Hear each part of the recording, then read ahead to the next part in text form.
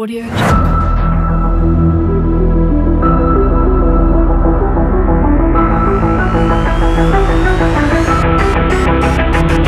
Audio Jungle.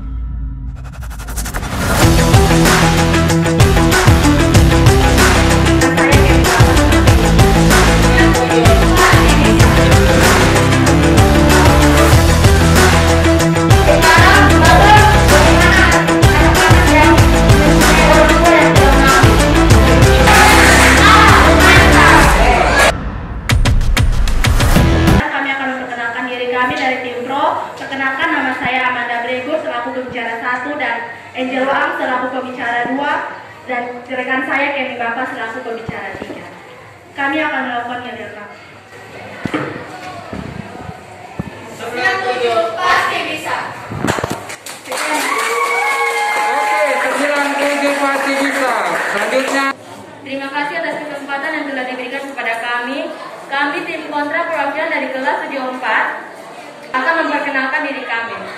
Perkenalkan, nama saya Mackenzie Panamau sebagai pembicara 1. Di sebelah kanan saya.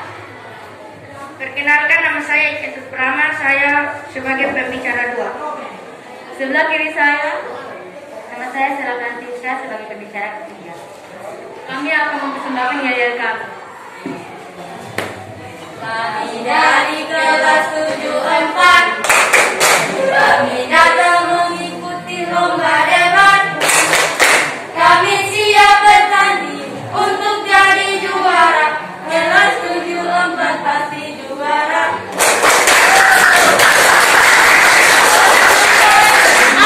Mantap! Beberapa bulan terakhir, pembelajaran dengan metode online sudah mulai digalakkan di berbagai kawasan negara hampir seluruh dunia. Apalagi pada masa pandemi saat ini. Kita semua yang di sini, termasuk Bapak Ibu Dewan Juri, juga pasti tahu bahwa pembelajaran online sangat membantu kita dalam masa pandemi. Karena lebih praktis, efektif, dan alternatif selama social distancing. Dalam belajar online, interaksi guru dan siswa akan lebih praktis karena tidak harus menempuh perjalanan untuk bertemu. Wabah COVID-19 ini membuat kita harus membatasi interaksi sosial untuk memutuskan rantai penyebarannya, termasuk proses belajar mengajar di kelas. Meskipun demikian, pendidikan akan terus berlanjut, salah satunya dengan memanfaatkan pembelajaran online. Sistem pembelajaran online ini akan membuat guru dan siswa tidak perlu bertemu, namun proses belajar mengajar akan terus berlanjut. Hal ini juga sangat digital dalam menyampaikan setiap materi pembelajaran. Pembelajaran online juga sangat menyatu dengan produk-produk teknologi dalam dunia pendidikan. Salah satunya dengan menjadikan pendekatan teknologi yang lebih sesuai dengan siswa masa kini dibandingkan dengan metode konversasi siswa berada di kelas. Menurut penelitian para ahli seperti Nana Sayodi yang menyatakan bahwa pembelajaran online sangat berguna bagi siswa dalam mempelajari materi pembelajaran. Karena dengan teknologi ini, mereka dapat belajar secara fleksibel dimanapun dan kapanpun. Materi yang kurang dipahami oleh siswa ketika berada di kelas dapat dipelajari kembali melalui pembelajaran online. Sehingga akan lebih memudahkan siswa untuk memahami setiap pelajaran yang telah disampaikan oleh guru-guru mereka. Kita harus mengembangkan semangat belajar kita di masa pandemi. Pandemi bukanlah suatu hal yang dapat menghambat proses belajar mengajar. Karena kita bisa menggunakan pembelajaran online sebagai metode pembelajaran yang dapat menjadikan kita lebih mengenal luas lagi tentang pelajaran yang telah diberikan oleh guru. Dan yang lebih utamanya, kita dapat menjaga kesehatan kita di masa pandemi. Argumen selanjutnya akan disampaikan oleh Angel.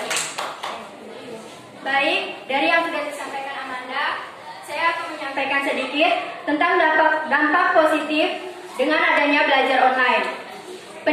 Adanya dampak positif ini membuat pendidikan kita lebih maju. Dengan adanya sistem belajar seperti ini, setidaknya pendidikan kita lebih maju. Salah satu kemajuannya, memang adanya peraturan yang dikeluarkan oleh pemerintah untuk kita melakukan pembelajaran daring selama masa pandemi COVID-19.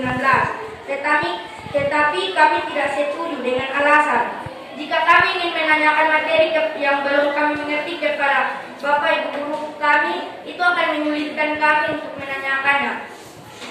Dan yang kedua itu tentu tidak mudah untuk menjelaskan rumus-rumus seperti rumus menghitung matematika, IPA dan sebagainya. Itu tidak mudah untuk dijelaskan guru-guru secara virtual. Bayangkan saja saat kita di pembelajaran di sekolah, banyak murid yang tidak mengerti dengan materi-materi yang ada pada saat pembelajaran tatap muka, apalagi pembelajaran online.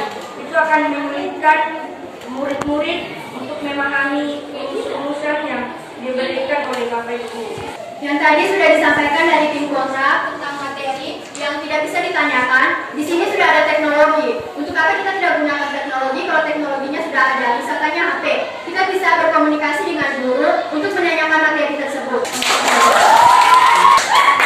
Memang adanya teknologi, tapi banyak orang tua murid yang tidak sanggup untuk membelikan perangkat elektronik untuk diberikan kepada anaknya. Dan banyak orang tua juga untuk diberikan pembelajaran online. Selain itu ada masalah koneksi internet. Di bulan-bulan biasa saja koneksi internet sudah bermasalah, apalagi di bulan-bulan hujan angin begini. Hujan angin begini, koneksi internet pasti terganggu. Menurut saya ini bukan suatu alasan yang sangat tepat untuk tidak menyetujui adanya pembelajaran online. Karena berbicara soal komunikasi, orang tua juga pasti memberikan komunikasi yang baik kepada anaknya karena dia merasa bahwa pembelajaran online ini sangat dibutuhkan saat pandemi. Karena dia bisa membuat anaknya lebih belajar dan lebih giat untuk mendapatkan materi-materi dari guru.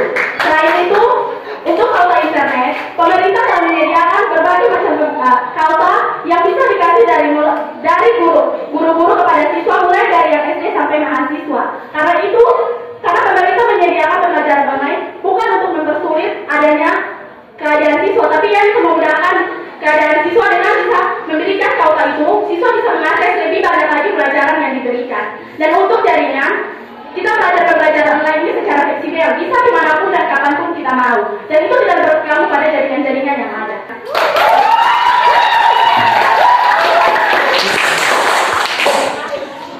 Tapi bicara soal itu, orang tua yang tidak mampu seperti contohnya orang tua petani atau guru lainnya itu akan menyulitkan untuk membelikan perangkat elektronik kepada anaknya. Mungkin gajinya per tahun atau per bulan itu sangat kecil dan butuh menabung lebih banyak uang lagi. Tapi jika pembelajaran online ini harus dilakukan sekarang, maka bagaimana anak-anak yang mempunyai orang tua yang kurang mampu? Pembelajaran online hanya akan membuat kita jenuh dengan banyaknya tugas-tugas yang kita terima dan penjelasan dari guru. Memang kita dikirimi materi, namun kita siswa. Hal-hal tersebut tidak akan mampu kita pahami tanpa penjelasan dari guru. Di era sekarang ini, kita dituntut untuk lebih kreatif, apalagi di zaman yang canggih dan maju. Bisa-bisa negara kita yang tercinta ini akan tertinggal dan akan hancur. Guru juga harus kreatif dalam mengemas materi hingga tidak membosankan bagi pelajar. Tadi yang sudah disampaikan dari tim kontrak tentang tugas-tugas yang diberikan semakin banyak pada pembelajaran online. Coba kita lihat lagi pada kita sekolah tatap muka, sekolah biasa itu juga diberikan tugas yang diberikan juga banyak. Oke, baik, terima kasih. Sekolah adalah tempat di mana siswa belajar dan mendapatkan pengetahuan. Sejak mulainya pandemi COVID-19, telah memaksa kita untuk menerapkan kebijakan jarak sosial. Salah satunya di sektor pendidikan, yang mengakibatkan semua sekolah ditutup untuk mengurangi penyebaran COVID-19. Sehingga pembelajaran dilaksanakan secara online. Namun kami tidak sepakat dengan hal ini, karena ketika di rumah siswa lebih banyak memikirkan bermain ketimbang belajar. Selain itu, ketika pembelajaran online dilakukan setiap hari, siswa akan menjadi jenuh karena siswa harus memiliki kuota yang selalu aktif setiap harinya. Terima kasih.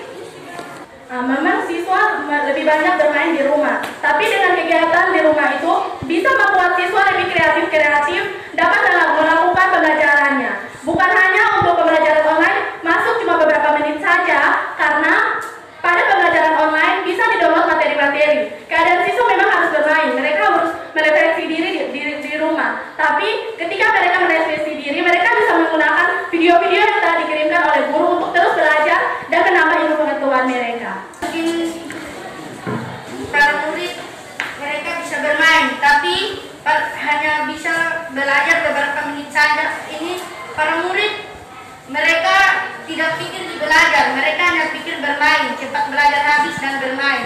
Dan setelah mereka bermain, itu pelajarannya sudah tidak masuk di otak lagi. Itu mereka sudah belajar.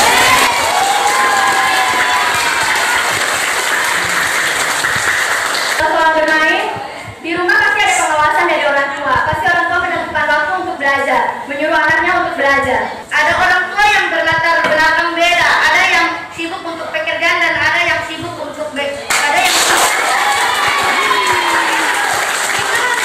anak itu berkeluarga, orang tuanya sibuk untuk bekerja, pasti orang tua tidak akan memperhatikan anaknya dan menyuruh dia belajar karena orang tuanya sedang sibuk untuk bekerja dan anak ini bisa saja bermain. Memang orang tua memiliki kesibukan tersendiri, tapi tidak memungkinkan untuk orang tua tidak menjaga anaknya. Setiap orang tua pasti memilih yang terbaik untuk anaknya. Di dalam keadaan apapun, orang tua pasti meluangkan waktu lebih banyak kepada anaknya belajar, apalagi pada masa pandemi ini. Orang tua lebih sering menggunakan banyak waktu dibandingkan dengan bekerja, karena pada masa pandemi ini banyak sekali kantor-kantor yang ditutup. Itu memudahkan orang tua yang belajar bekerja di rumah itu mendapat banyak waktu lebih banyak lagi mengajar kepada anaknya dibandingkan dengan pekerjaan yang mereka lakukan. Ya memang ini para orang tua bisa meluangkan waktu kepada anaknya pas bekerja dari rumah, tapi ada orang tua juga yang bekerja sendiri. Misalnya dia bekerja mungkin di bengkel atau menjadi petani, itu dia akan merawat kebun atau menjaga bengkelnya, itu sampai bisa mendapatkan hasil untuk dibawa pulang kepada keluarganya. Dan mungkin saja pada saat orang tuanya pergi bekerja, anak ini belajar terus, dia tidak sungguh-sungguh dalam belajar, tapi dia dalam otaknya hanya pikir dalam game. Jadi itu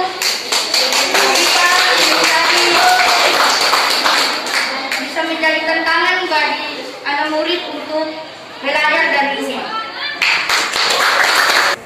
Dan kalau kita lihat di realitas saja di dalam sekolah ini, kita belajar pakai shift, bukan ada gabung dan duduk bersama-sama banyak orang, tapi berjauh-jauhan, pakai shift 1, shift 2, batas satu shift 15 orang, dan itu sudah cukup untuk kita belajar dari sekolah.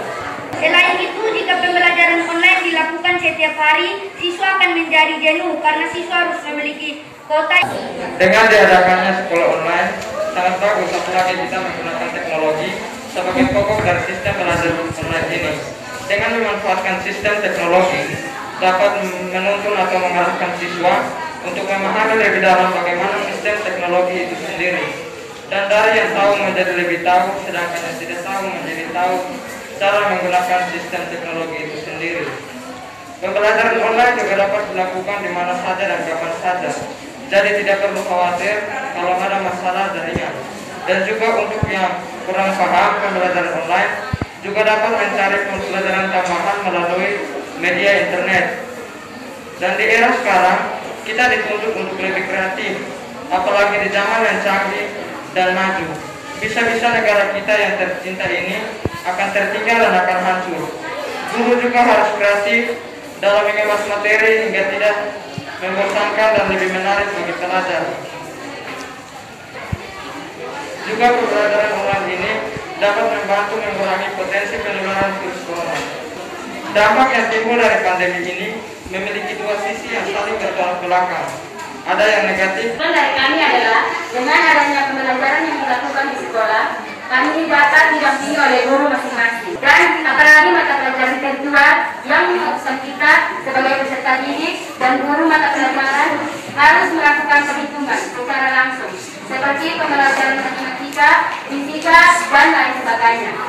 Dan menurut kami itu sangat sulit dilakukan secara daring karena bertatap muka saja banyak yang kurang memahami penjelasan yang apalagi dilakukan secara daring.